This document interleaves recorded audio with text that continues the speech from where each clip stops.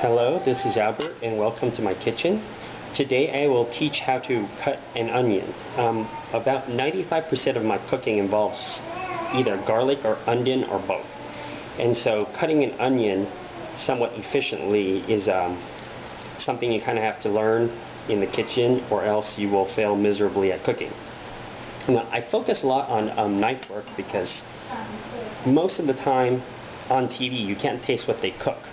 You don't know if they say, oh, it tastes really good, if they actually taste really good.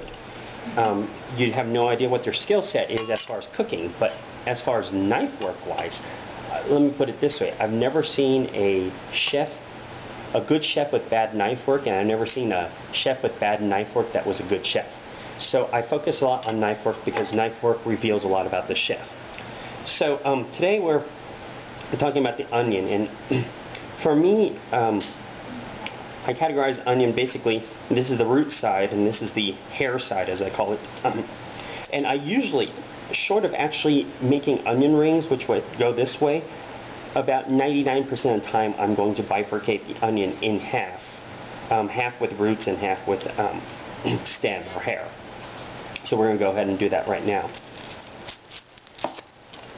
So after I cut the onion in half, I usually, and you'll notice I actually cut the onion before I peel the onion because it's much easier to peel the onion after it's been cut. I usually just go ahead and take a little bit off the stem, and then at this point in time the onion's fairly easy to peel, as you can see.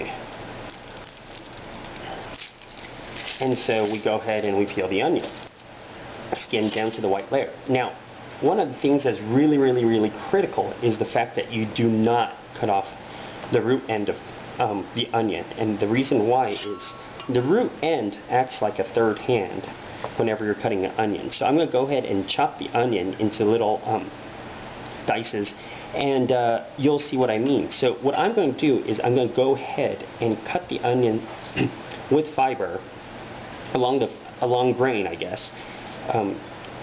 In woodsman talk, but I'm not going to cut all the way, because what's going to happen is this root is going to act like a third hand. I'm not going to cut all the way, and when I turn around and cut, you'll see what I mean. So I'm going to go ahead, and again, a sharp knife is a prerequisite to pretty much doing anything in the kitchen, otherwise you're going to tear up, and right now I have absolutely no smell whatsoever. If you're tearing up because you're cutting onion 99% of the time, it's probably because your knife is really dull. So we're going to go ahead and cut the onion. As you can see, I will try to get them as evenly spaced as possible and as close to the edge as possible without actually cutting through the entire onion.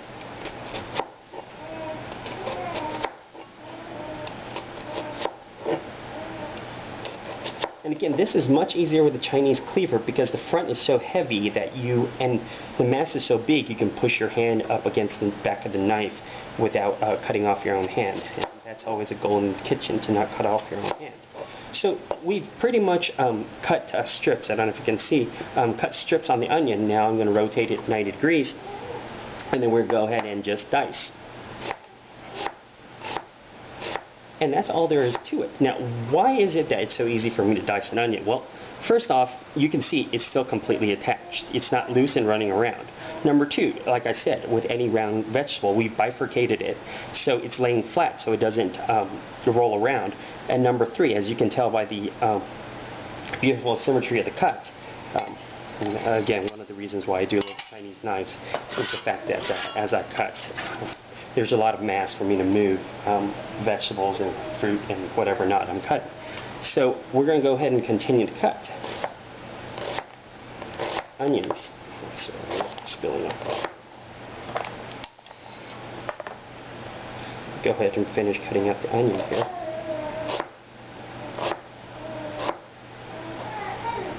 And put this in the bowl. And as you can see, I have very evenly diced onions with minimal effort. Now, one of the reasons why evenly diced onions is critical is the fact that the more even your pieces are, regardless of what it is you're cooking, the more even your cooking is going to be. And Confucius was a very big anal person about the size of his food and how it was cut, because he always felt that less even it is, the less even it cooks, which is true, and the less tasty it is. Now, on the very end, if you don't get it completely cut, we just go ahead and finish it out. And one of the things I do want you to see is the fact that this is the part I'm throwing away, basically, the entire root. And that's my entire onion waste for half an onion. That's pretty significant. I see most Americans cut an onion and throw about half of it away. I have no idea why. So this is my waste for an onion. And that's basically diced onion. Now, I feel like a knife salesman. Now I'm going to go ahead and do the same thing. Cut off the stem on the onion. I'm going to go ahead and peel it on out like this. Again, careful to leave the root. And clean up the board real quick. Now, one of the other things that, aside from dicing the onion into dices, is the fact that a lot of times you're doing soups, or I'm doing soups, and we're going to go ahead and cut the onion into strips. And all you really do is just, cut an onion, and now you got an onion strip. Now, one of the things that's really critical about onion is you have to understand how onion fiber works.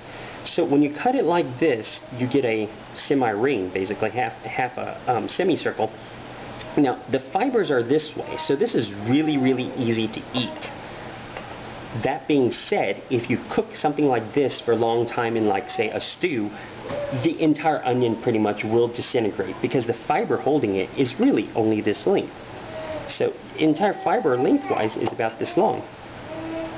And so it doesn't really, it's not conducive to cooking. So a lot of the Frenchmen who like to make sauces, they like to cut the onion along the grain.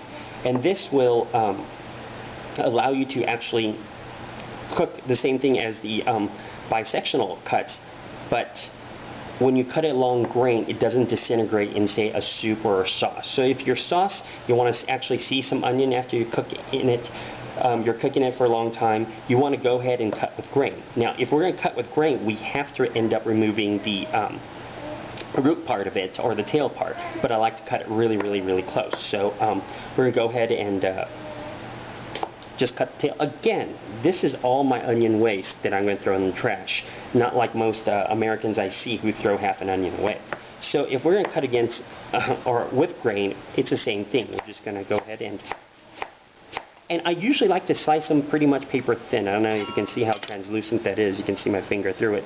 And I usually like to cut paper thin and then saute them. Now this is really good for something like, I make an onion and clam sauce all the time for my spaghetti, and this is the way I do it. I do them with grain instead of cross grain. For most red salads though, or red onions, you're probably going to do them cross grain, but for cooking sauces or sauteing, or if you're going to have a long time stew like 4 to 6 hours or an hour or longer in a pressure cooker, you're probably going to want to cut with grain for the onions. And that's it. This pretty much, you got your dicing, which we did ahead and went ahead and cut not all the way through, keeping the root on. You can cross section it so it looks like half an onion ring, or you can cut along the grain and you get these thin onion shells that are really, really not so much easy to cook, but they won't disintegrate in soup or in a sauce. And that is cutting an onion.